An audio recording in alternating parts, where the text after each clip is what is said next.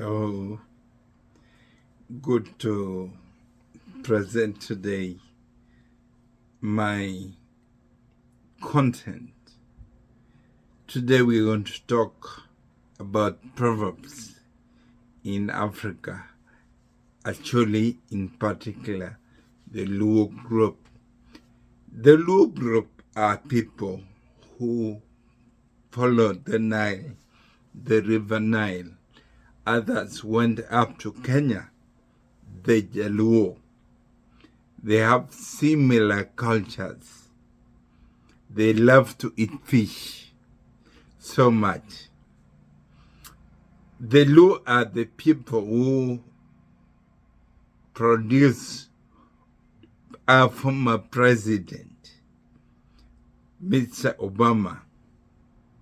The father came here for education and met the mother of Obama, and they made a kid, and that kid became the president of United States here of America. The Luo believe so much in proverbs and folklore. Most of their data are kept in oral tradition. Oral tradition means singing, songs, food, many things.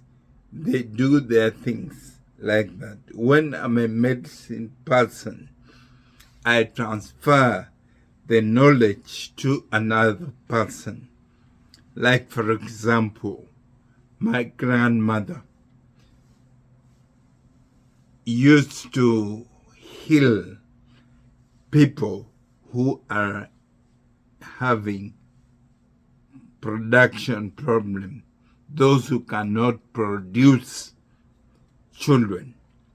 Should go to the bush or forest, look for some tree, get the roots, pounds it, and gives it to those who are sick, and they start working well.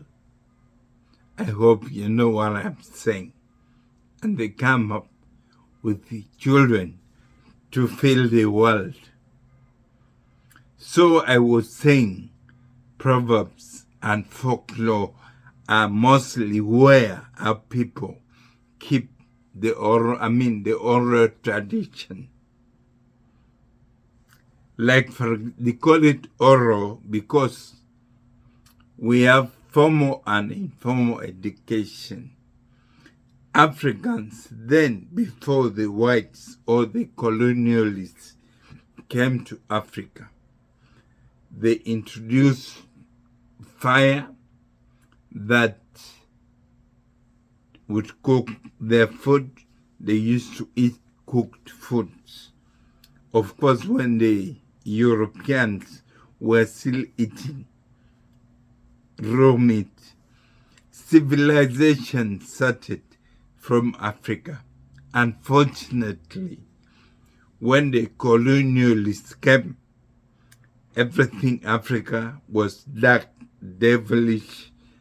So our cultures were totally destroyed. Now, as I speak, even language is going. But thank God, some families still believe and have these folklores and proverbs. And I think it's very important for people.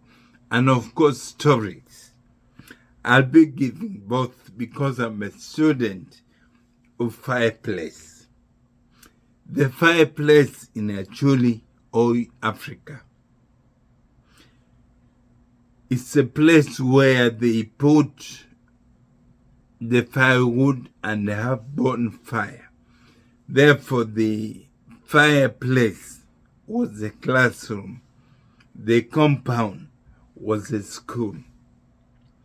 Therefore, that's where we learn this that I'm going to tell you. For example, they have a saying or a proverb which says that never bring ants-infested woods or ants-infested fagots to your house or kitchen.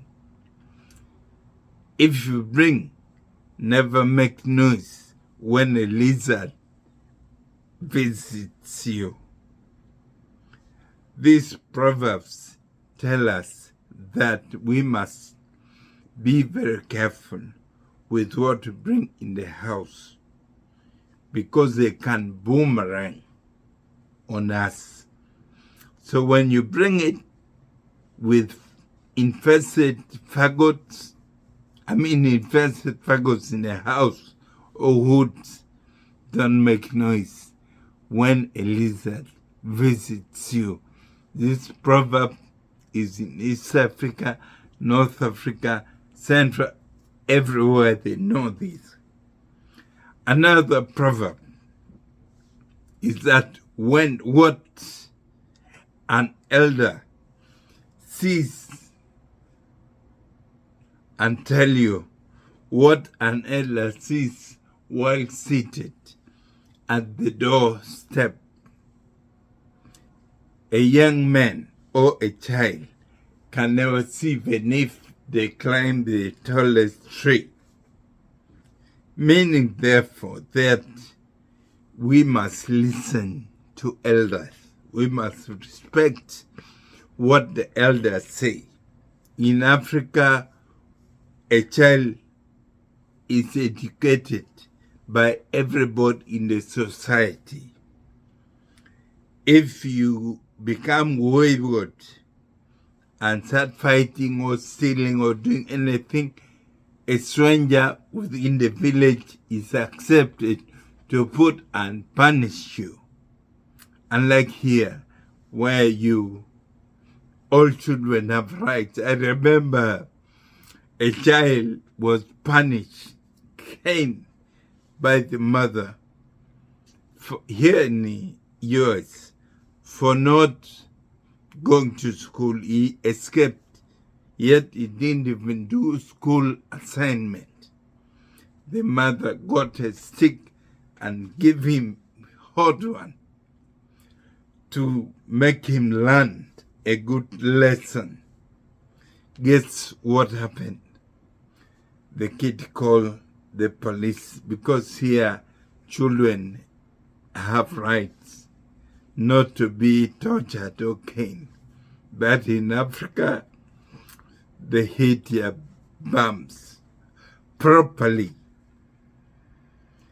Therefore, the child called the police. The police came. They asked the woman who called us. The kid said, "It's me, because my mother killed me." He wanted the mother to face it in jail. The police asked why. He told them, she caned me. They said, why? The mother said he refused to go to school. Here education is right. It's not a privilege. In Africa, to go to school, you have to pay yourself. You have to look for money. One day I'll tell you my story on how I educated myself. But here government takes charge. In some countries, governments have started supporting young children. But again, it's minuscule. I was saying he called the police and they came. The police said, "We shall beat you properly if you call us again. You must go to school." So therefore, in Africa, they say you must respect your elders. Whatever they state while seated down, you must respect. I told you about ants-infested fagots. And spare the rod, spoil the child. We have to teach our children. Of course, there are very many other proverbs For example, we have one that you can only appreciate back there. Ear bumps. I'm not trying to be slang, but that's how they say. And in Africa, in actually old war, they call it that thing. They don't cover. But I know the elders know what I'm talking about. Therefore, it's important that we care for the small things. If we don't care, they can escalate or boomerang on us. It's almost the same with the previous one. You know, most proverbs are there to teach children, people, the community. I was telling you, a child is brought up by the community. That's why there's respect for elders, and they grow up having a strong cultural background. Cultural background is about giving respect to those around you and giving a hand of help to those around you. There are many proverbs. Like, for example, about boomerang, about causing trouble for yourself. Like actually say, pay your more kila karakiri. Don't pull the black ants with a leaf. La karakiri is a leaf. Actually in Africa, in Luo. By the way, Luo are people where Obama, the former president, descend from. The descendants, the elders come from Luo group. Therefore, Obama is my cousin, and a cousin to many Luos because he came from there. The father left Kenya. A Jaluo came to America to study.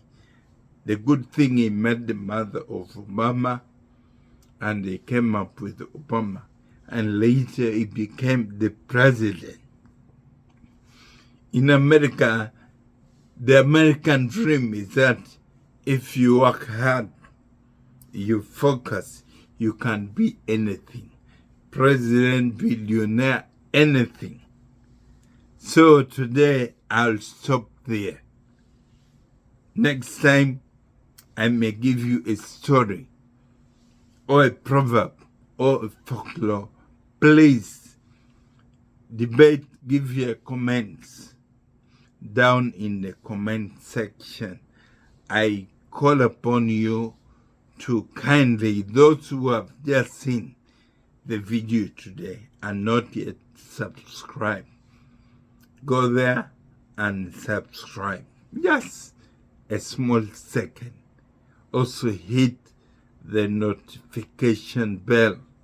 Share to friends so that and groups so that we debate and people enjoy actually an African folklore, dance, drama, everything here in my channel.